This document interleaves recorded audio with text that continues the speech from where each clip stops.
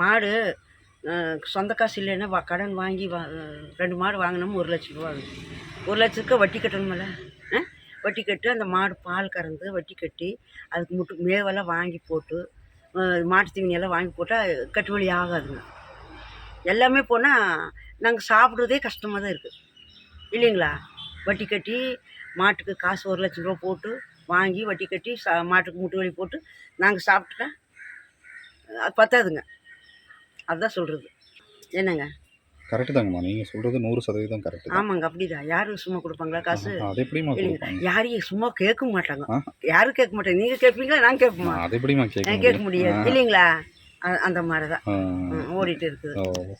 இல்லை கரெக்டு தான் நீங்கள் சொல்கிறபடி. நமக்கு இட வசதி இருந்து நம்ம ஆரம்பித்தா இதில் பரவாயில்ல. இல்லைன்னா இட வசதி இருந்தால் சொந்த காசு இருந்தால் மாடு வச்சு பார்க்கலாங்க சாமி. கொஞ்சம் மாட்டு தீவனி மசால் பில்லு நெல்லம்பில்லு விலை வாங்கி போட்டால் கூட ஒரு அளவுக்கு கிடைக்காதுன்னு சொல்கிறது இல்லையா. சொந்த காசு இருந்து வாங்கி போடணும், மாடு வாங்கணும்.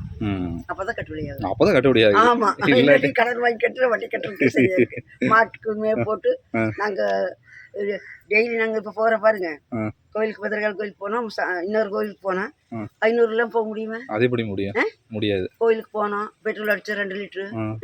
கோயிலுக்கு உண்டிகள் போடணுமில்ல, அன்னதானத்துக்கு போடணுமில்ல, வெளியே உட்காந்துருக்காங்க அவங்களுக்கு தர்மம் போடணுமில்ல இல்லைங்களா. அதெல்லாம் போட்டது நாங்கள் இன்னும் கொஞ்சம் நாளைக்கு இருக்கலாம் இல்லைங்களா. 10 ரூபா 10 பேர் உட்காந்துருந்தா 20 ரூபா கொடுத்தா தான் 2 ரூபா வருங்க இல்லைங்களா. 2 இடத்துல கொடுத்தா 50 ரூபா போச்சு. தடத்துல இருக்கு போடணுமில்ல, மாலை வாங்கி போடணுமில்ல, குழந்தைங்க கை உடைக்கணுமில்ல.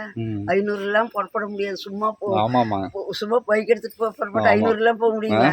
அது மறுபடியும் வந்தால் தான் எடுக்க முடியும் இல்லைங்களா.